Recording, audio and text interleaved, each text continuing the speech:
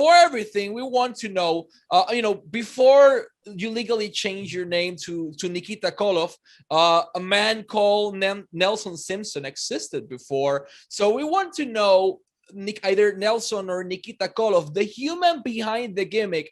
Who is this man? What passionates him and what drives him in life? Oh, great question. I mean, obviously, for all of your audience, I'm not from Russia. That was a part of the character, right? Um, I hail from the great state of Minnesota, which I think you might have even referenced at the opening. But Michael, I come from what I would call a very humble beginning that perhaps some of your audience might identify with, what we affectionately called the projects or the ghettos of Minneapolis. That's where my early life began.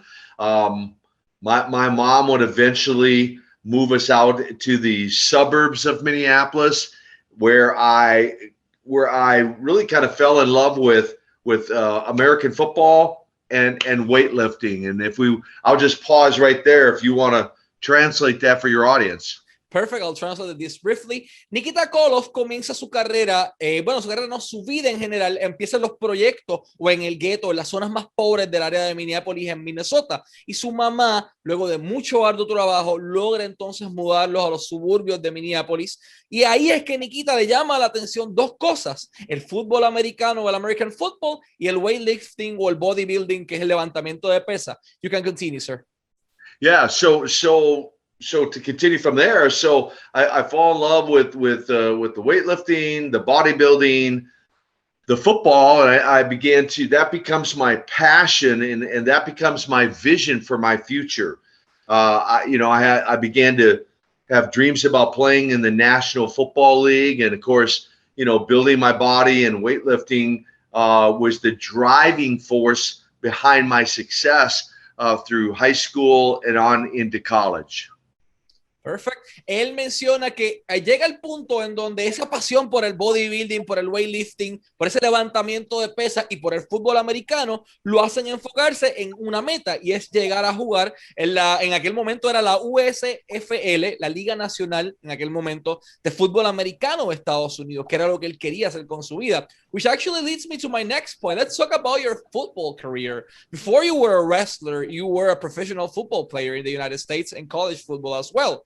But you play with someone in particular, and we're talking about Joel Laurinaitis, and that's known eventually as Road Warrior Animal. So what do you recall of those early days playing football? That young kid from the projects in Minneapolis that had a dream, finally had the opportunity to conquer them. How was that experience for you? Well, and just to clarify, I mean, I look back on my high school and my college football career with great memories. I mean, especially in college, I played on some nationally ranked teams in college, and it was there that Road Warrior Animal and I would actually meet. I recruited him out of high school, Irondale High School in New Brighton, Minnesota, to play college football with me. I would go on to finish my college career and graduate. He eventually dropped out of college, and the next thing I know, he's on TBS on the Superstation as one of these wild and crazy road warriors and in professional wrestling. And of course, we were best friends through college, and so for me, it was fun to watch him on television pursue his wrestling career while I still pursued a professional football career. Now, for the record, I had a tryout for professional football, but something preempted me from playing professional football. We'll get to that in a minute. Perfect. I'll translate this. La historia comienza en su carrera de fútbol colegial específicamente. Comienza a jugar, le va bien, y él es quien recluta a Joe Laurinaitis o Road Warrior Animal para jugar fútbol colegial en donde él estaba estudiando. Pero pasa algo. Al año más o menos de Road Warrior Animal empezar a jugar fútbol, o Joe deja la universidad y drop off college, como él menciona, pero entonces lo ven TBS en televisión nacional, y ya no era Joe Laurinaitis, era uno de estos dos Road Warriors. Y entonces ahí él hace un tryout en la Liga Nacional de Fútbol, pero algo evita que él llegue a esa liga deportiva de fútbol en Estados Unidos, la Liga Nacional. Which actually is my next question. Like, you were almost about to go pro. You were a huge superstar in college playing football. What stopped you from playing pro at that moment and when achieving that dream? Yeah, great question, because the catalyst for that, or the reason behind that, was a guy named Road Warrior Animal. And so it was kind of if you want to say, what would be the expression, turnabout is fair play, it would be, I guess, the expression I would use. And what I mean by that is I would recruit Animal out of high school to play college football with me. Now the shoe's on the other foot. He ends up recruiting me into professional wrestling.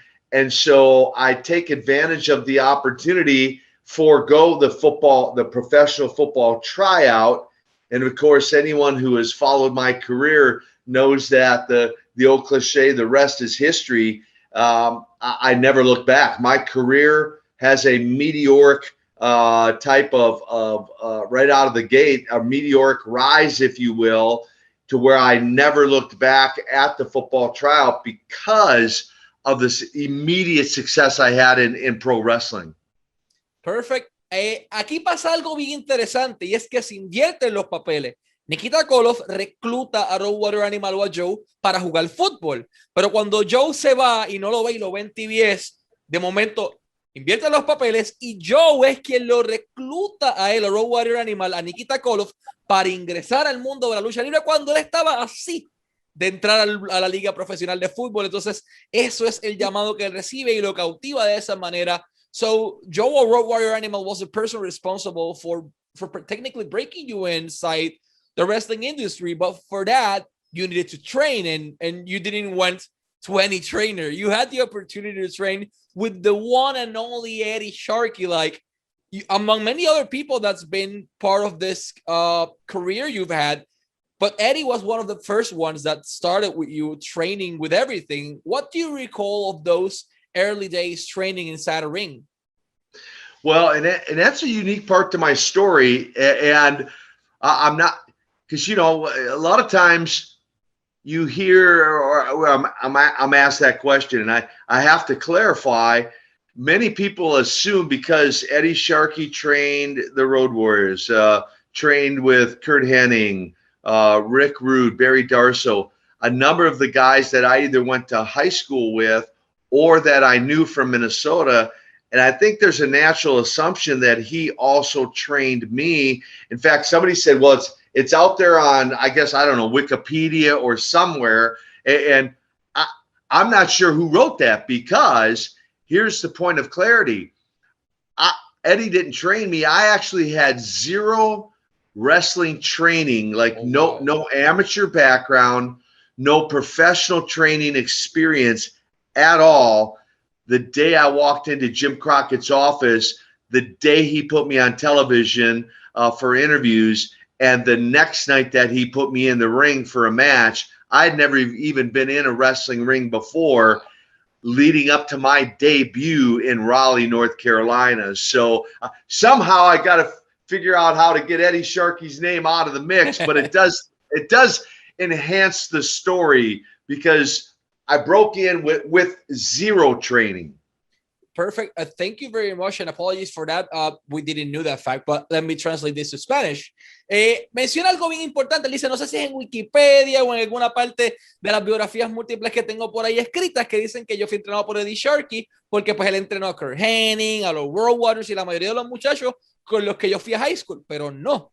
Sharkey no lo entrenó a él, y esta es la parte interesante de su historia. Él tuvo cero entrenamiento antes de ingresar a la industria de la lucha libre, una de las pocas personas en hacerlo. ¿Por qué motivo? Jim Crockett se sienta a hablar con él, y entonces de esa manera lo ponen a hacer promo, y de momento ya está en Raleigh, en North Carolina, debutando con cero experiencia, sin nada por ahí para abajo, y eso es lo que enriquece su historia. And you mentioned a particular name, and that's Jim Crockett Jr. at that point. What do you recall of that first meeting you had with this gentleman? Like, he's such an incredible person, or a huge name inside the wrestling industry. What do you recall the first time you met him? Yeah, so it's an integral part of the story, Michael, because So when Road Warrior Animal calls me to recruit me into wrestling, he shares the storyline of a nephew for Ivan Koloff. And the credit for that story, the ones who came up the idea of a nephew for Ivan were Don Kernodle and Sergeant Slaughter. Well, Don Kernodle approaches Animal and asks this crazy question. Hey, do you know any big guys who wouldn't mind shaving their head and becoming a Russian? And Animal goes, I know the guy right now. So he gives Nelson Simpson a phone call and explains the story to me. I, in turn, give Jim Crockett Jr. a phone call. I have a 5-minute conversation with Jim Crockett Jr. I make sure he understands I've never been in a wrestling ring. I have no amateur background. Is he still interested? And he says, absolutely. Wow. Be in my office on such and such a date with your head shaved bald. And that was and from there, Michael, I didn't have another conversation with him. I just show up in Charlotte the day he says to be there, sight unseen, from just a 5-minute conversation, introduce myself. He takes a look at me. He introduces me to Don and Ivan, and Nikita Koloff is born in the hallways of Charlotte that day. Wow, I'll translate this incredible story. ¿Cómo inicia esto? Ok, Jim Crockett necesitaba una persona que estuviese dispuesto a afeitarse la cabeza y a ser ruso para unirlo a Ivan Koloff. Y entonces Sergeant Slaughter estaba por ahí en la ecuación, pero Don es quien llama a Road Warrior Animal y le dice, oye, ¿conoces a alguien que se pueda afeitar la cabeza, que se vea bien y quiera ser ruso?